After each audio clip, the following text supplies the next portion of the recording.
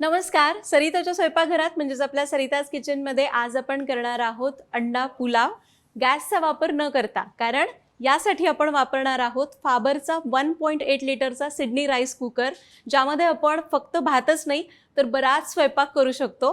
रेसिपीला सुरुवात करूया। तर त्यासाठी आपण 6 अंडी उकडून घेतलेली आहेत। आता आपण पहिल्यांदा काय करूया, काटे चमचा घ्यायचा आणि अंड्याला असं फक्त टोके मारून घ्यायचं। राईस कुकर मध्ये घालूया तेल। तेल गरम करून घेऊया। तेल हलकं गरम झालं, यामध्ये घालू थोडीशी हळद, थोडी मिरची पावडर आणि थोडंसं मीठ। याला आपण मिक्स करूया आणि यामध्ये घालूया उकडलेली अंडी। आता ही अंडी आपल्याला या तेलामध्ये मसाल्यामध्ये 2 मिनिटं परतून घ्यायची। असे त्याच्यावर ना हलके मार्क्स यायला हवेत।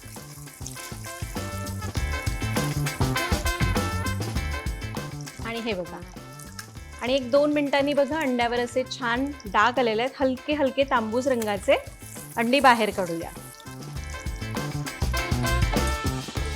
आता याच तेलामध्ये थोडंसं आणखीन तेल वाढवू आणि याची फोडणी करू। आता यामध्ये घालू काही खडे मसाले, तमालपत्र आणि थोडेसे खडे मसाले आणि सुकी मिरची घातली। यातला एखाद दुसरा मसाला नसला तरी चालेल। याला आपण थोडंसं परतूया। मसाले परतले, आता घालूया बारीक चिरलेला कांदा। कांदा चांगला परतून घ्यायचा आहे।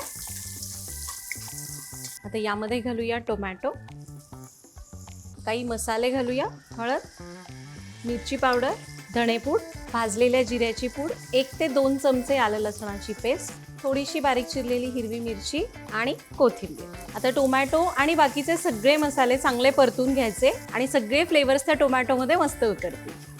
आता यामध्ये घालूया परतून घेतलेली अंडी। त्यासोबत इथं मी 1 कप लांब दाण्याचा बासमती तांदूळ अर्धा तास भिजत घातला होता। हे तांदूळ यामध्ये घालूया आणि याला हलक्या हाताने मिसळून घ्यायचं। तर या कपने आपण 1 कप तांदूळ घेतले होते, आपल्याला त्याच कपाने 1.5 कप पाणी घालायचं। चवीपुरतं मीठ। याला मिक्स करून घेऊया। यावर झाकण ठेवू आणि याला तयार होऊन देऊ।